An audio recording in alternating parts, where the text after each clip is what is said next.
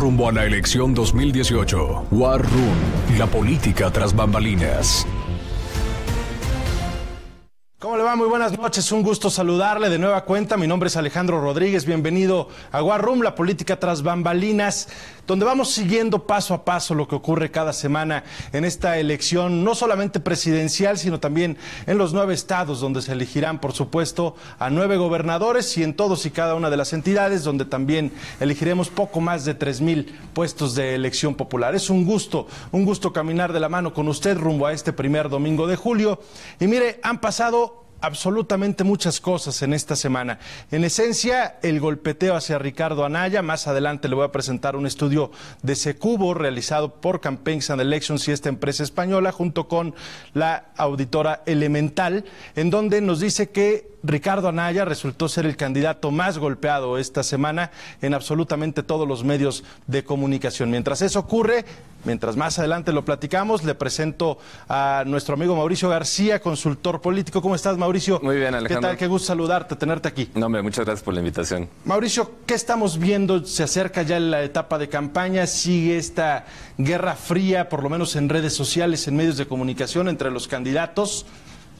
En la lucha pareciera ser por ahora constante por el segundo lugar. Nos hemos olvidado de Andrés Manuel López Obrador, él está arriba, él está caminando, haciendo su tarea, pero tenemos 2 candidatos que pareciera que están luchando a muerte por acercársele a él.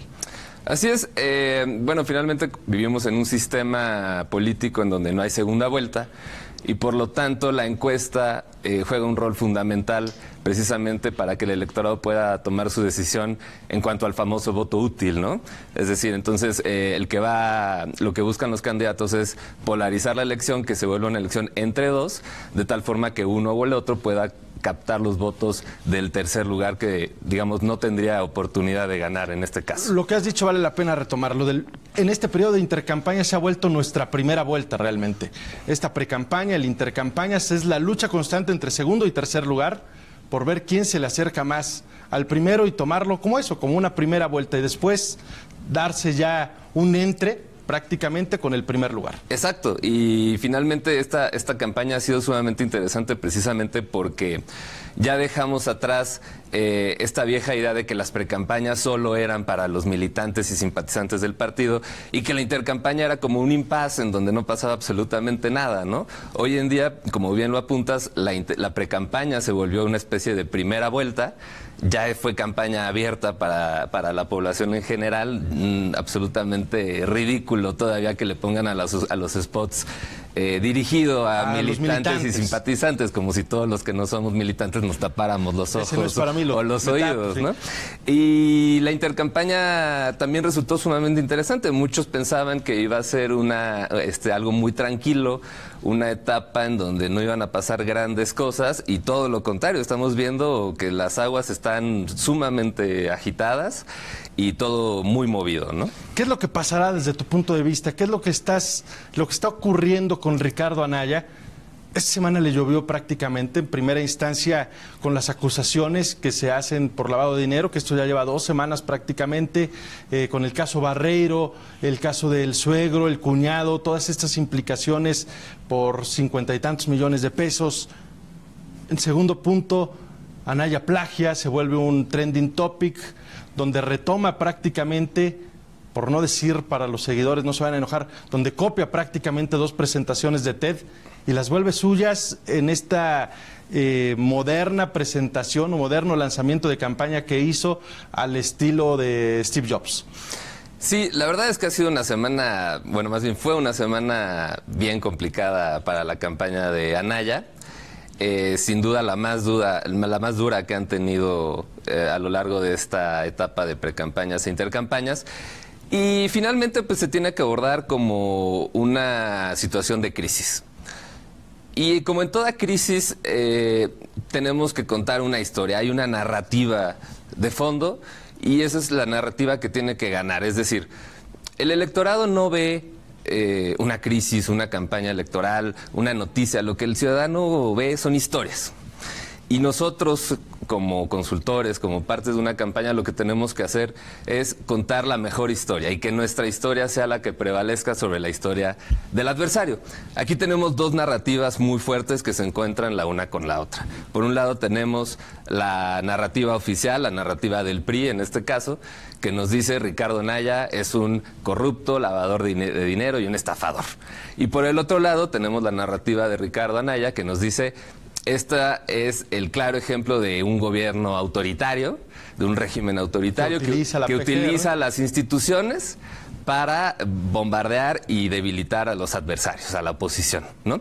¿Y quién va a ganar? Pues quien logre que su narrativa prevalezca sobre la otra. Que eso se verá más adelante en las encuestas, en las distintas encuestas. Hoy apareció una de Suazor y El Heraldo, AMLO 30%, José Antonio Meade 25%, Ricardo Anaya 23%.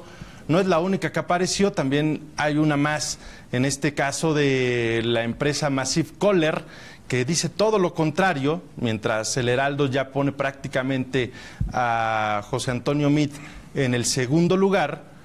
La empresa Massive Caller, que hace encuestas telefónicas, hay que aclararlo, no es cara a cara, y eso de alguna manera pues da otros indicadores.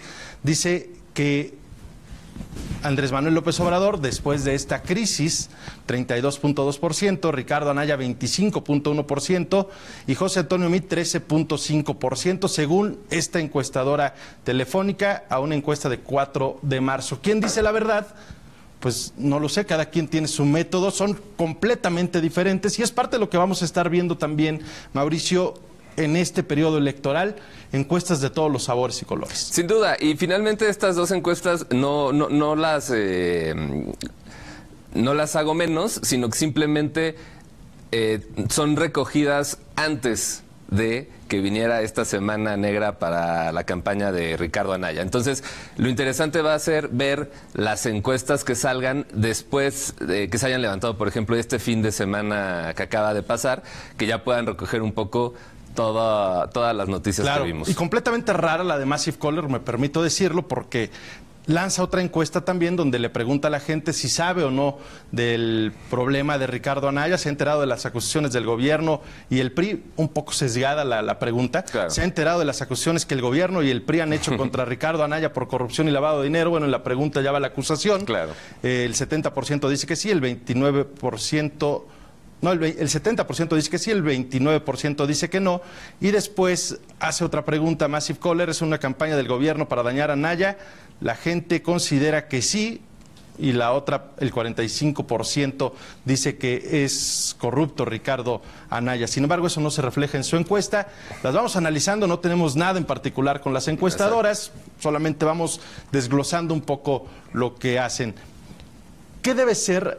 Si tú estuvieras en ese cuarto de guerra, Mauricio, ¿qué debería hacer Ricardo Anaya para no caer? Porque me queda claro que esto es una lucha donde o lo matan o revive completamente y se les va. Exacto, lo vuelven víctima, ¿no? Mira, me parece que la semana en sí no fue la mejor que han tenido también en cuanto a reacción y respuesta.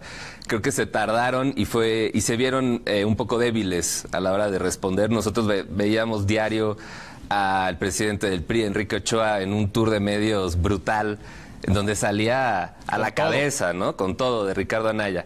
Y Ricardo sacó ahí un video donde explicaba en un pizarroncito cómo había hecho todos sus movimientos. Doctor Chunga, prácticamente, ¿no? Y a partir de ahí, casi se quedó callado Ricardo y salía a responder Damián Cepeda. Fue una respuesta débil, muy larga, débil, en un video. Muy débil la respuesta. Parecía más, algunos lo tomaban, bueno, es la manera de cómo hacerte rico en 3 minutos, compras un terreno, le pones una nave industrial y ¡pum! Y la vendes te haces millonario, lo vendes 5 veces más caro que lo compraste. Sí, entonces creo que no fue una buena reacción en la semana.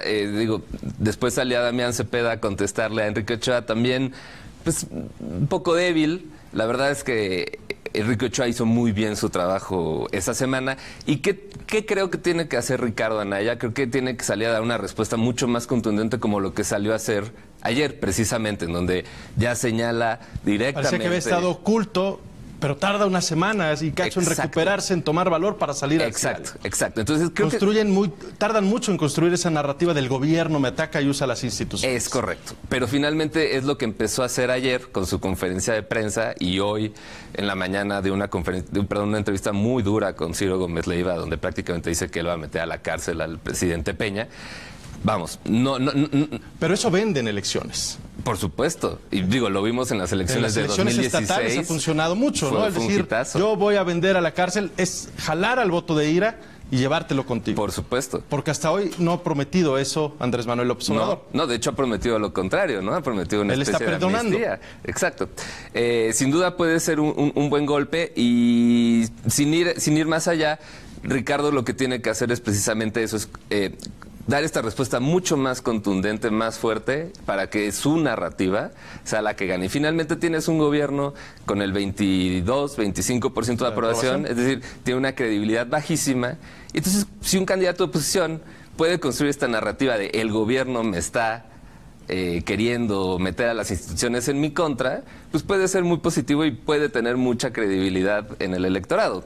Ahora no está solo, veremos qué es lo que hace la gente del Partido Revolucionario Institucional y, por supuesto, el gobierno.